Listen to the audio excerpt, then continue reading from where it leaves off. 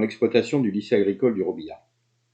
Cette exploitation, située dans le Calvados, à la frontière entre le Pays d'Auge et la plaine de Caen, répond à 3 grandes missions: la production agricole, la pédagogie et l'insertion dans son territoire. Elle comporte 3 ateliers et un centre équestre. L'atelier principal est l'élevage d'un troupeau laitier de race normande.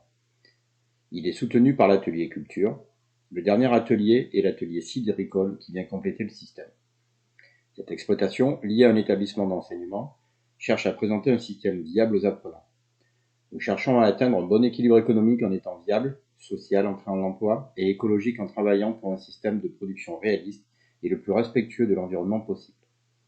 Les 4 salariés de l'exploitation, correspondant à 3,5 ETP, sont donc payés par l'exploitation et travaillent dans ce sens. L'atelier d'élevage est organisé autour des AOP Pont-l'Évêque et Livaro, puisque son lait est livré sous ces 2 appellations. Le cheptel est composé de 75 vaches laitières de race normande et leur suite. Les génisses sont élevées sur place pour le renouvellement du troupeau et le mâle ne sont pas gardés.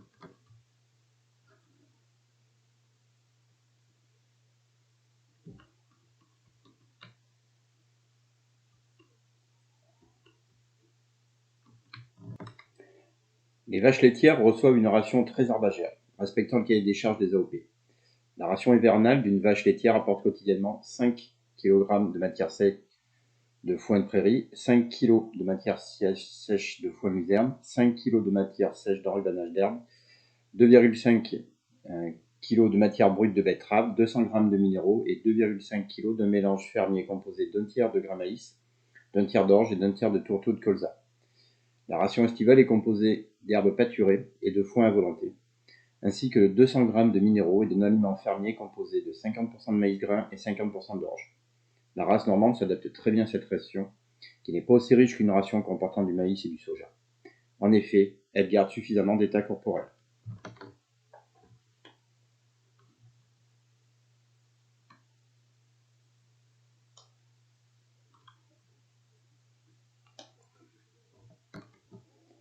La reproduction est organisée autour de 2 périodes de vélage déterminées par la pousse de l'herbe. Une période de vélage au printemps et une autre en automne. Les vaches sont donc inséminées en 2 périodes. Le pourcentage de réussite à la première IA est de 48%. L'intervalle vélage-vélage est de 383 jours, car il arrive que certaines vaches basculent sur la période d'insémination suivante, lorsqu'elles rencontrent un problème de reproduction. En race normande, les résultats de reproduction ne sont donc pas pénalisés par notre ration.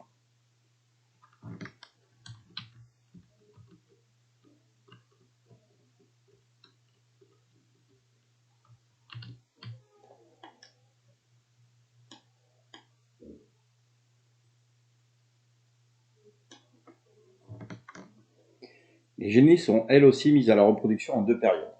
L'âge moyen au premier vélage est de 31 mois. Nous travaillons pour le réduire, mais la ration des génisses ne permettra pas une croissance suffisamment rapide pour qu'ils deviennent très précoces. La ration d'une génisse de 3 à 6 mois est constituée de paille à volonté et de 3 kg d'aliments génisses par jour. De 6 à 12 mois, la quantité d'aliments génisses passe à 2 kg par jour. Les génisses nées au printemps restent en stabulation pendant leur première année. Les génisses nées à l'automne sortent en pâture à l'âge de 8 mois. Les génisses de 12 à 24 mois pâturent de mai à octobre et reçoivent 500 g de mélange fermier en complément du pâturage. En période hivernale, nous apportons 8 kg de matière sèche de foin par jour et 1 kg de mélange fermier. Au-delà de 24 mois, les génisses pâturent d'avril à novembre. En ration hivernale, elles reçoivent 12 kg de matière sèche de foin et 2 kg de matière brute de betterave.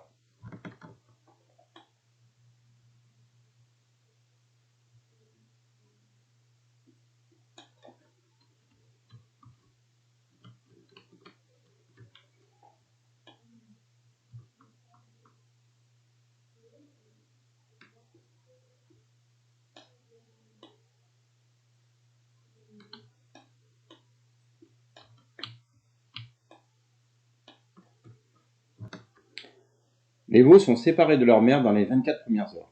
Ils sont ensuite élevés en case individuelle ou en niche extérieure pendant leurs 15 premiers jours. Ils reçoivent tout d'abord du colostrum de leur mère, puis du lait doux à raison de 2,5 litres matin et soir pendant les 15 premiers jours. Les mâles partent ensuite dans les élevages d'engraissement et les femelles sont alors conduites en petits lots. Elles reçoivent du lait reconstitué jusqu'à leur 12e semaine, ainsi que de la paille et du concentré génisse à volonté. À 3 mois, lorsqu'elles consomment environ 2 kg de concentré par jour, les génisses sont sevrées et passent dans la stabulation. Nous utilisons des semences sexuées, des semences conventionnelles et des semences de race allaitante pour obtenir des veaux croisés.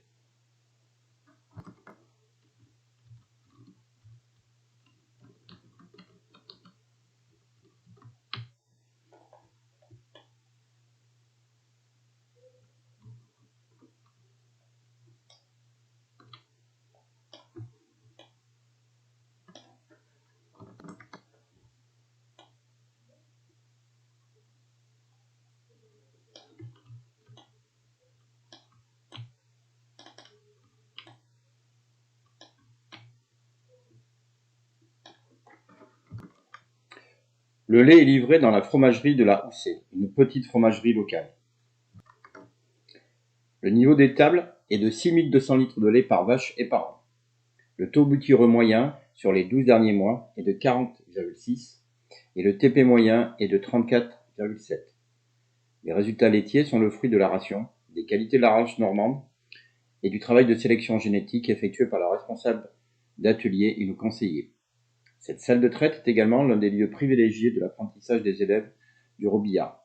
En effet, tout au long de leur année scolaire, les étudiants viennent effectuer des stages traite.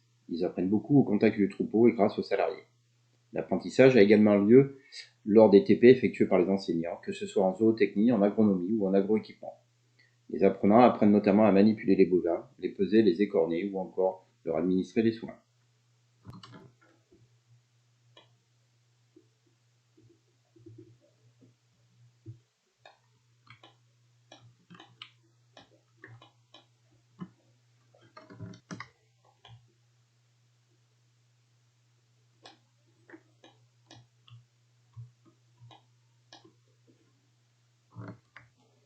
Nous voici maintenant derrière la stabulation.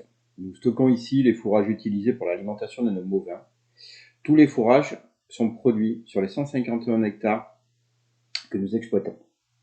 Le cahier des charges de l'AOP Livaro nous interdit l'utilisation d'ensilage, mais autorise l'enrubanage à 60% de matière sèche minimum. Nous produisons donc de l'enrubanage d'herbe et de luzerne. Juste à côté se trouve le silo à betteraves fourragères qui complète la ration hivernale des vaches laitières. Nous en cultivons 2,5 hectares.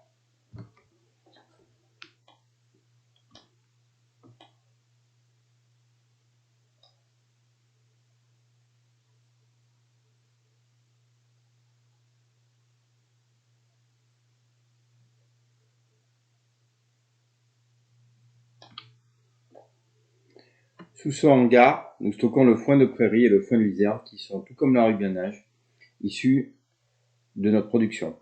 Ce hangar est également le lieu de stockage de la paille provenant de 17 hectares de blé, 16 hectares d'orge et 7 hectares de colza. Le grain d'orge est consommé par les vaches laitières tandis que le blé et le colza sont vendus. Nous n'utilisons pas notre propre colza pour la ration hivernale des vaches laitières car notre entreprise partenaire ne propose pas ce service.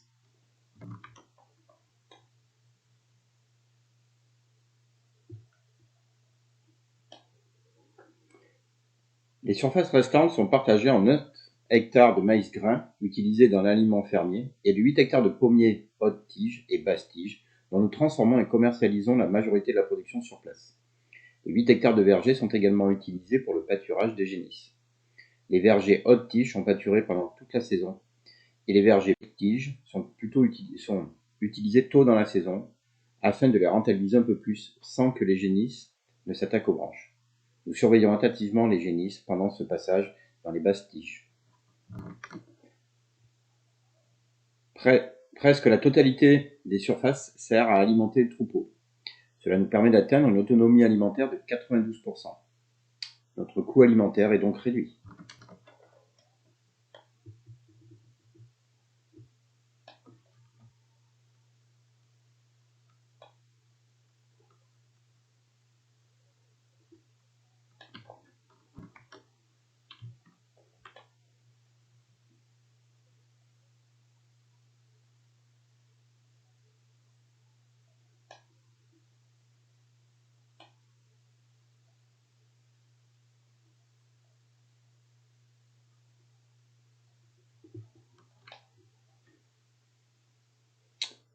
Depuis début 2020, nous nous sommes engagés dans une démarche de réflexion pour la labellisation haute valeur environnementale. Pour atteindre le niveau 3 de cette certification, nous devons travailler sur 4 volets: la stratégie phytosanitaire, la biodiversité, la gestion de la fertilisation et la gestion de l'irrigation. Nous pourrions actuellement atteindre le niveau 3 d'après nos simulations. Cependant, nous souhaiterions améliorer encore notre stratégie phytosanitaire et notre gestion de fertilisation. Nous travaillons sur ces 2 points avec notre responsable d'atelier et notre conseiller culture. Nous essayons notamment l'utilisation de biocontrôle ou encore des logiciels d'aide à la décision comme FarmStar. L'exploitation agricole du Robillard est donc organisée autour de l'atelier élevage. La race normande, qui a été choisie il y a des années, apporte beaucoup de cohérence et d'équilibre au système que nous avons choisi de développer. C'est elle qui nous permet de valoriser le lait en AOP. Elle est également capable de valoriser la ration qui lui est distribuée en produisant suffisamment pour être rentable. Enfin, elle permet la valorisation du paysage. En effet, elle assure une bonne valorisation de l'herbe et des prairies. Le système dans lequel elle s'insère incite à la plantation de haies qui favorisent la biodiversité et assure la beauté du bocage du pays d'Auge. Parfaitement intégrée dans notre système, la Normandie nous offre tout son potentiel.